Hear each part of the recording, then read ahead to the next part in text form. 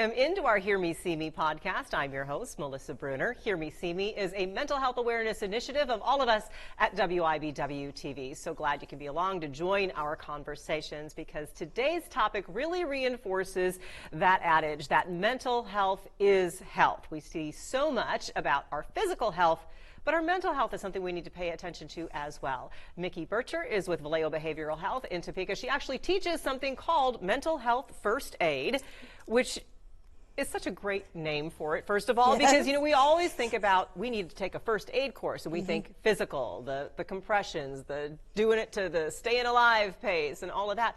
Mental health is something we need to pay attention to and know how to respond to as well.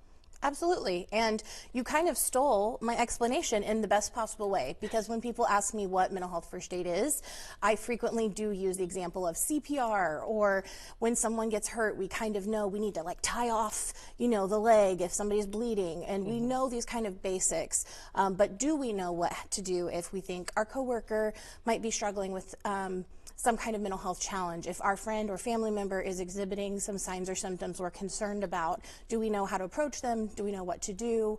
And that's exactly what mental health first aid teaches. Does this go to the root of, I mean, is there a difference between knowing these skills for mental health struggles versus mental illness issues? So we, in mental health first aid, we like to say that we use the term mental health challenge. And we do that intentionally because it covers the spectrum from someone who's just first exhibiting signs and symptoms, and maybe their overall mental health challenge is something that they can end up coping with on their own. And it covers that spectrum all the way through to a mental health diagnosis or even a mental health crisis. So we use the phrase mental health challenge within the parameters of the course to kind of talk about just a mental health challenge broadly, because it is a spectrum, right? It goes from something that's maybe manageable solo or with a little bit of extra help from friends and family, all the way to needing that professional support. So there's a whole spectrum there, and we talk about all of it. I think that that's one of the things that we need to talk more about in terms of just a mental health challenge or struggle. Doesn't mean there's something wrong with you per se. I think because nobody wants to be ill, quote unquote. Nobody wants to have a sickness. But when they hear us talk about mental health and mental health awareness, they're like, oh, you're going to tell me that I've got something wrong with me. But everybody, mental health is health. Everybody has a challenge or a struggle from time to time. How do you make people see that and realize that that's really part of what we're talking about? And dealing with them when they're a challenge can keep them from becoming a crisis or an illness. Right. So what we kind of try to do is we tweak our language a lot in mental health first aid, because the words that we use to describe things are important. And so sometimes we do use the phrase mental health challenge instead of necessarily mental illness, because it doesn't encompass necessarily having a diagnosis. And we all know this is a perfect time of year to talk about this, because most people are going to be a little stressed around the holidays for one reason or another. And if that stress gets to be a little unmanageable for you, that's a mental health challenge. But that doesn't mean that you necessarily are falling into that spectrum on the end of having a crisis or needing any kind of diagnostic help. Another thing that we do is we'd like to talk about mental well-being. So mental health, again, it's on a spectrum. We can have really positive mental health where we're fully functioning, we're engaging in day-to-day life, we're finding purpose, and we have valuable relationships. But we can also be on the other end of that spectrum where we are having the mental health challenge. And so really just explaining to people that when we talk about mental health, it is a spectrum, and you can be anywhere on that spectrum, and you can move along that spectrum. You're not stuck in one place. We can work to improve our mental well-being more towards the positive end of things, where we are having a fuller life experience. And just because we're maybe on the lower end of that spectrum right now doesn't mean that we can't recover. And that's another huge part of mental health first aid, is focusing on recovery, whether that's from a mental health challenge that's more on the beginning side, or all the way on the other end of the spectrum on the crisis side. What you just said about words mattering, it just kind of hit me, because just think about how that flips the script right there. If you ask someone, are you having a mental health challenge right now? Automatically that sounds so negative. But if I ask you, how is your mental health well-being? That almost sounds, just automatically spins it in a more positive light. And by the way, when we talk about this spectrum, if you are hearing something that makes you really feel like you're in kind of that crisis mode, the 988 Lifeline is there 24/7 for you if you feel like you need to pick up that phone and talk to somebody right now. Valeo also has a crisis center if you feel like you need to see someone in person. Mental health first aid, though, Mikki, why are these important skills for everyone to have? So I think that since the pandemic, there's been a bigger focus on mental health in general, but we're still struggling with some stigma around mental health. And people, there's a couple things that can happen. Someone might not even know where to go for help if they need help. Someone might not have access, or they might not even know that they need help. And people just don't talk about it as much as I would like to see. I want this to just be a casual conversation that people can have, but there is still some stigma and some other barriers. And so when we train individuals to kind of be on the lookout, so mental health first aid, one of the things we say frequently is our job is to be an observer. And when we train people to be on the lookout for those signs and symptoms, we're able to catch people in that beginning stage of their mental health challenge, hopefully get them connected to the resources that they need right away, so it never has a chance to progress on that spectrum to needing more resources and more help. So when we have mental health first aid out there and we're training people, the idea is that we're catching these mental health challenges at the beginning because more people are trained on what to look out for in the first place. And let's face it, we all have minds, we all have brains. There are people struggling all around us, and it can be difficult to start that conversation. So when you think about how you're walking people through the mental health first aid course, what's the first thing you cover? Is it starting the conversation? Is it looking for signs and symptoms? Where do you start? Well, because we'll start there too. It's actually more about what is our actual role. And the fact that we don't diagnose or treat is a big motto here in mental health first aid.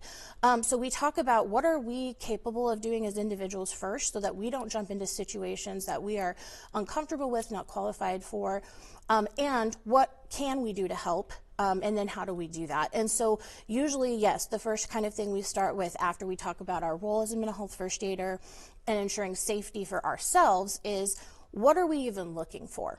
Because some of them might seem more like super obvious. If someone may be suffering from hallucinations or delusions, those things tend to be very visible or audible. Like we just know that there might be something happening here that needs help.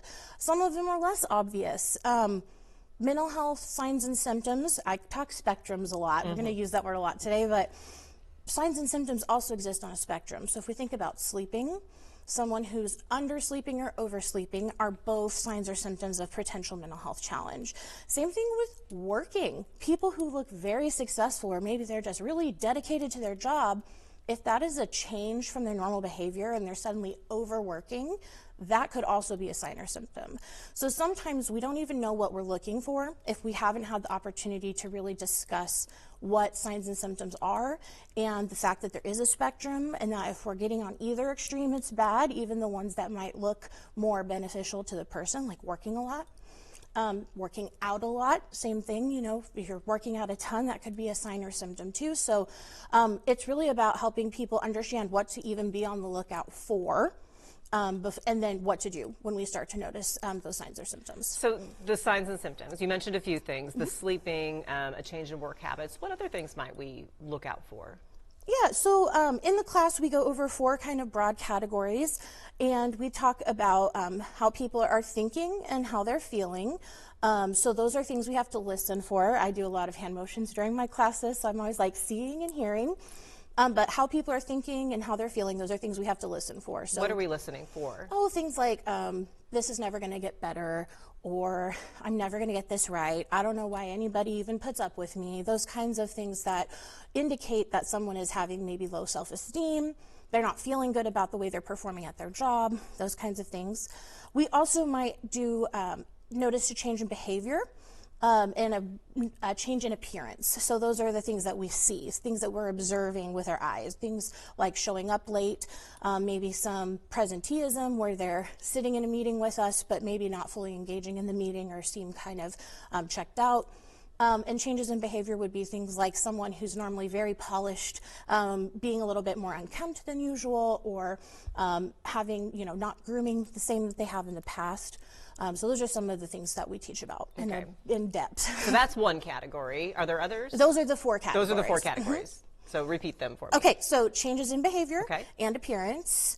And then we also have how people are thinking and feeling. So we're looking for changes in those areas. Okay, so once we do that, I'm kind of going backward now and asking you, how do you ascertain what your role would be if you notice some of those things? Yeah, so we talk a lot about your relationship to the person. So how you know that person is going to determine kind of the way that you might approach, which is the first step of the algae action plan. We could talk about that. Algae, like the stuff that grows? Okay. Yeah, our 5-step plan in mental health first aid is called the algae action plan. We go over it in great detail in the course. Actually, it is a good half of the course is what is it and how do we implement it. But that first A is for assessing the situation, and then how do we approach and assist. And so your approach is going to depend a lot on how you know that person. So if it's a family member, a friend, someone you know well, your approach is going to look different than if it's maybe a brand new coworker who's only been at your place of employment for a month or a week, right? So the approach really is all about how do we just open up a conversation and let that person know that we are a safe person that they can talk to and can actually provide help. And it's hard because there's not like a script, right? A lot of it is, again, based on how do you know them, how well do you know them, and what have we actually observed. But sometimes it's as easy as just like, hey, Melissa, I noticed that you've been late to a couple of meetings this week, and you missed out on our lunch that we were supposed to have on Thursday. Are you feeling okay? Something just as casual as that. It's really good to use I language. I've noticed this instead of like, hey, you ditched me, Melissa. No, saying like, hey, I noticed this. Are you feeling all right? So, and again, that'll vary depending on the severity of the signs or symptoms we're noticing, the relationship we have, but we go into a lot of depth and role-playing about how do we actually reach out to people. I would imagine sometimes the role is going to be different depending on what your own skill set is that you recognize about yourself, and sometimes is it really going to come down to you don't have a role if there is clear and present danger, imminent danger to self or others, then your role is going to be call 911. Absolutely. So there are certain phrases that happen during the course that I'm sure my learners get very frustrated with me, but I'm always like, safety first, safety, safety, safety. Your safety, their safety, the safety of those around you. And sometimes, yes, especially if we're in a crisis state and someone is very escalated, you may not feel comfortable, even as a mental health first aider with your training, dealing with the situation. That is okay. We don't ever want people to deal with something that they don't feel comfortable or safe dealing with. Being a mental health first aider is a tool in your toolbox to provide help. It does not mean that you have to help if the situation is unsafe. And it's a good time to point out that we're so fortunate in Topeka because we actually have the crisis intervention teams and the crisis response teams that go out on these types of calls. So you're not calling 911 and thinking, well, gosh, a police officer, is that really what I want to do to this person? You're getting a professional to a person when these crisis calls come in. Absolutely. And just some tips if we are having to call 911, because CIT is wonderful, they're not always available.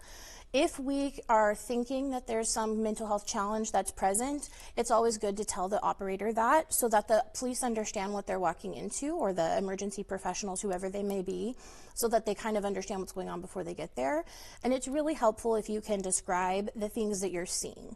And what I think is the hardest part is to not diagnose, because mental health language is very prevalent now, but we don't actually know what's going on with someone. So if we see someone talking to themselves or talking to an inanimate object, it's better to tell the operator, this individual seems to be talking to thin air, this individual is talking to a tree, instead of saying, oh, this person's schizophrenic or this person's in psychosis, because we don't actually know that as mental health first aiders. Most people in the general public aren't going to know that.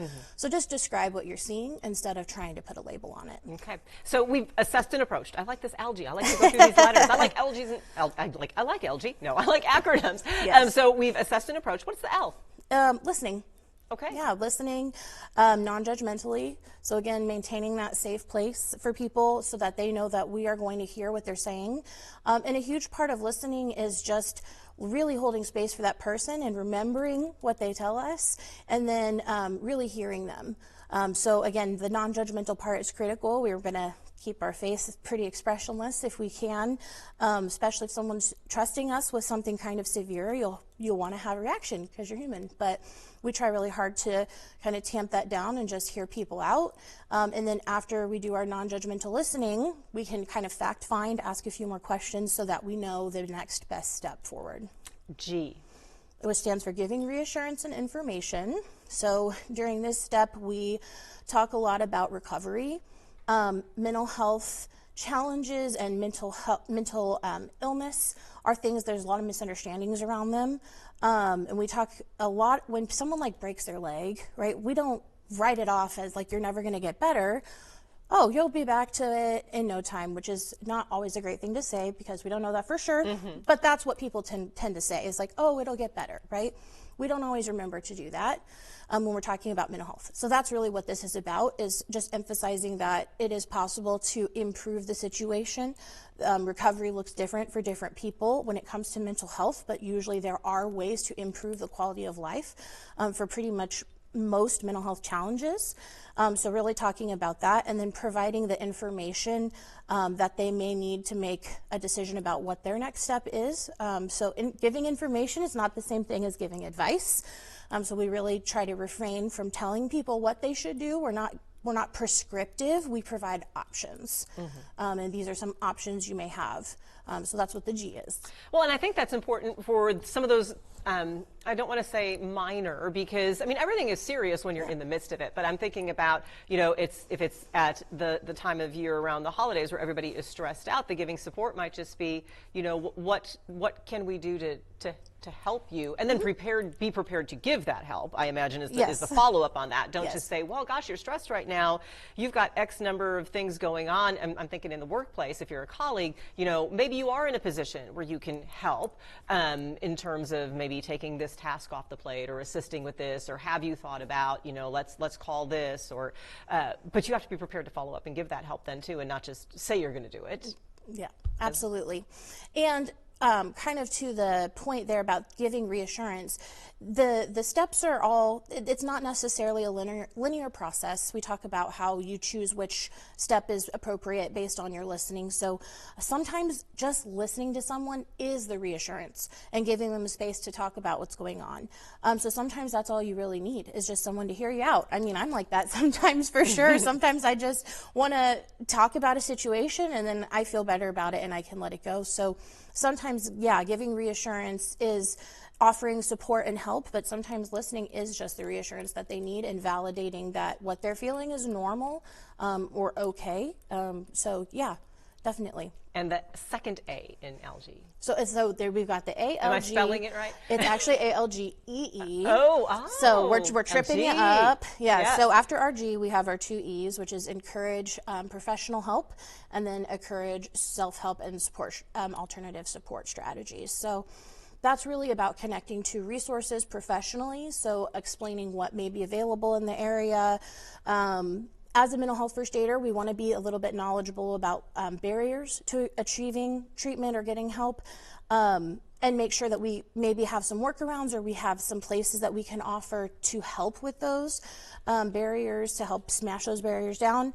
And then if someone is unwilling or unable to get the professional help right away, which often is the case, then we go ahead and we encourage some support. So that might be things like what they can realistically engage in to improve their own mental well-being, which we loosely call self-care, but self-care is not always the best phrase because in digital social media age invokes certain candles and certain aesthetic, and books, yeah, and hot cocoa, bubble baths, yeah. Self-care looks like sleeping a right amount of time and maybe getting outside and getting some sunlight if you're struggling to get outside, those kinds of things. So what can that person realistically do to improve their own mental well-being? And then also, if there's alternative strategies available. So is there a support group, maybe a 12-step group that could benefit them, finding a grief group, maybe that is just run by like a church family or a different type of organization that wouldn't necessarily fall under that professional help category. So those are the two kind of end pieces, is how do we connect them with resources, whether that's professionally or something more community-based or something that they're going to be doing on their own. And is that both of the E's together? That's both the E's together, okay, yeah. So, very good. So professional support, and then the second one is self-help. So we've gone through all of that, and you kind of mentioned, when we say, when we notice the signs and symptoms, and then what do we do? And that's all incorporated in the algae. But what is a barrier to doing something? What are some of the things that, especially as you go through the class and people say, well, gosh, I don't know if I can do that. What is it, our fear? As a mental health, you mean like as a mental health first aider? Like, why don't we feel comfortable starting these conversations with people we know? So sometimes I think it definitely could be fear about our own competency. Like, do I know how to help them? Because that's a really bad feeling when you're trying to help and then someone kind of shares something with you and you don't know what to do, or you don't know how to help. So we hold back because we think that we might not know how to help. I think another thing is just the stigma of it. Asking someone, like you said, that our language really matters. So if we are maybe unfamiliar with how to talk about mental health in general, and we go say to someone like, well, I think you're having a mental health challenge and let's talk about it, that's going to come off a lot different. So I think a lot of it is not having the language, not having the understanding of what to do, because there's a gap between just saying, hey, you know, are you feeling okay? I've noticed these things seem a little off. And then if someone actually does tell you something's wrong, do we know how to get them from A to B? Do we know what resources are available ourselves? So those are all the things that we go over so that people feel really equipped and like they have a really full toolbox to help people, so that opening up those conversations becomes easier because you know what resources are in your community, you know what types of treatments may be available, because people tend to ask you a lot of questions, and so you want to be a little knowledgeable about kind of where you're sending them and what types of things may happen, so you can ease some of those fears. And you just want to have, you know, kind of a plan in your head of this is how we get from here to here, and that's what this course provides. I think sometimes people welcome the opportunity to vent too. When you're on the lower end of the mental health well-being, when your well-being isn't so well on a given day, you just want somebody to say, are you doing okay today? And then just the opportunity to vent, and that's where that listening comes in the algae. I think too, how do you prepare people for if the conversation and the question isn't very well received? And by that I mean you ask them, are you doing okay? And it devolves into kind of anger. The person expresses anger at you. And that might just be a factor of where the person is at in their own mental health well-being at that point in time. Yeah. So sometimes it's anger, but also sometimes it's just like dismissal. And that may be because they don't think that there's anything wrong, and maybe there really isn't. Signs and symptoms can be tricky, because if, let's say, someone shows up to work late a couple days a week and they look a little unkempt and tired and they've got bags under their eyes and we're concerned about them, well, what other things might be going on in their life besides a mental health challenge? You know, they could have a newborn, for example.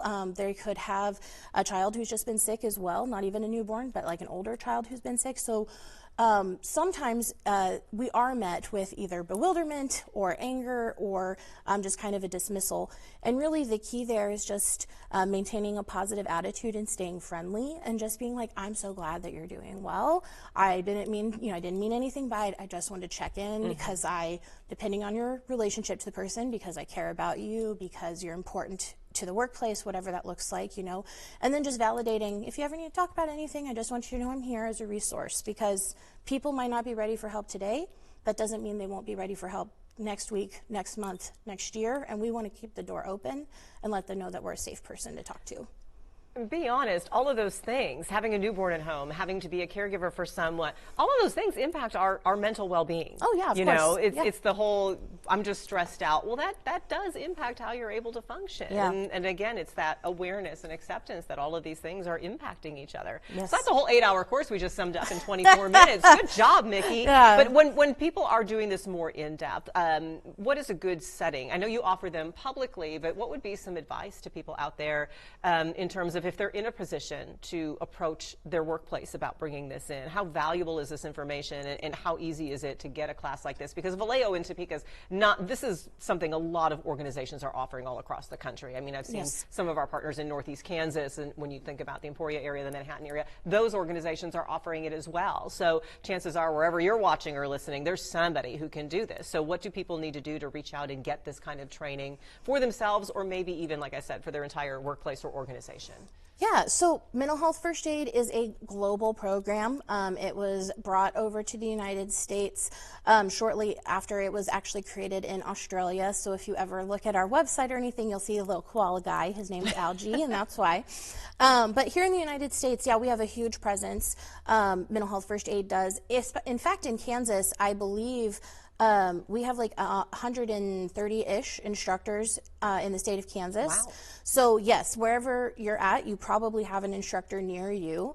There's a couple of different ways to get those classes scheduled. So if you're local and you're looking for something in our area, of course you can email Valeo. It's just MHFA, Mental Health First Aid, at valeotopeka.org, and that will go to a couple of us that help to run that program, and we can work with you to get something scheduled at your workplace. If you're not in our area, you can check out the Mental Health First Aid national website. So if you just Google Mental Health First Aid, it's the first one that pops up, and you can find local classes. There's also a contact form where you can reach out and indicate that you're interested in bringing something to your workplace, and they kind of send it out to the most local places around you that offer this kind of offer this course. So there's a lot of ways to do it, but here locally, probably your best bet is to reach out to us here at Valeo, and we will get you hooked up. And if it's something that we have free classes for certain types of organizations, nonprofits, government entities,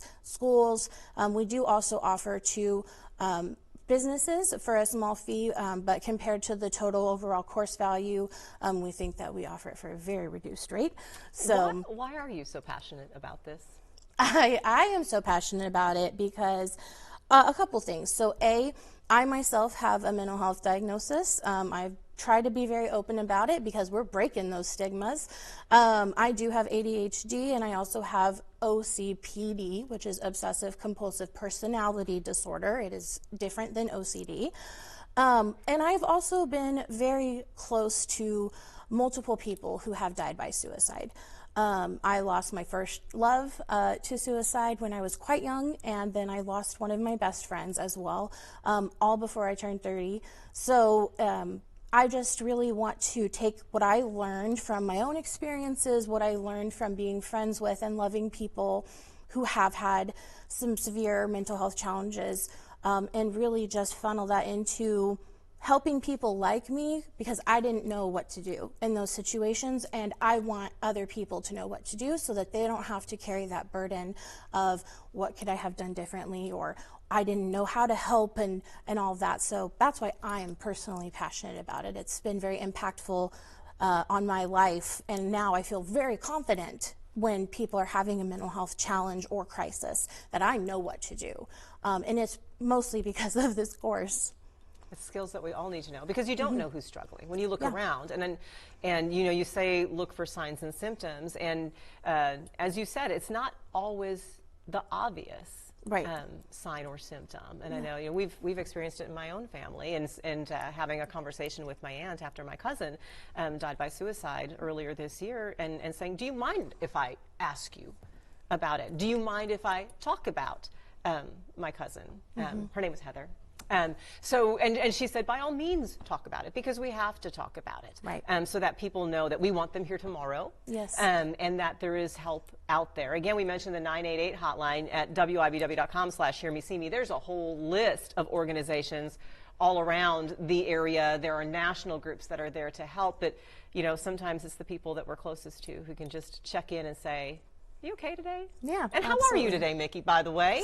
I'm doing pretty well. I'm a little bit stressed, but all for good reasons. So I keep reminding myself that. I'm taking a trip at the end of the week I'm very excited about. And so just trying to cram all your work into a shortened work week. You know And you know what I love about that answer is that you were honest about it. Oh, yeah. And it wasn't that rote, I'm fine, thanks, doing okay. I'm having a great day. Yeah. No, I'm preparing to have some time off, and let me tell you, there is a super long to-do list. Yes. And then something comes up in the morning and it throws me off. And so, Yeah. but yeah, it's these conversations and being able to get that out. And now I feel better. Yeah. Because you just heard me and I just heard you. And I'm like, you know what? It's a little stressful now, but just think of the reward at the end. Yes, absolutely. Absolutely. Mikki, thank you so very much. Mental health first aid skills we all should learn and know. Again, we have a whole bunch of resources on WIBW.com/hearmeseme. Also, if you are feeling something you heard today, if you're feeling that crisis, it's becoming overwhelming, 988 is there 24/7. And of course, the fine folks at Valeo and the mental health organizations in your area are all here as well. Mikki, thank you so very much. Thank you for joining us as well. Remember, we hear you, we see you.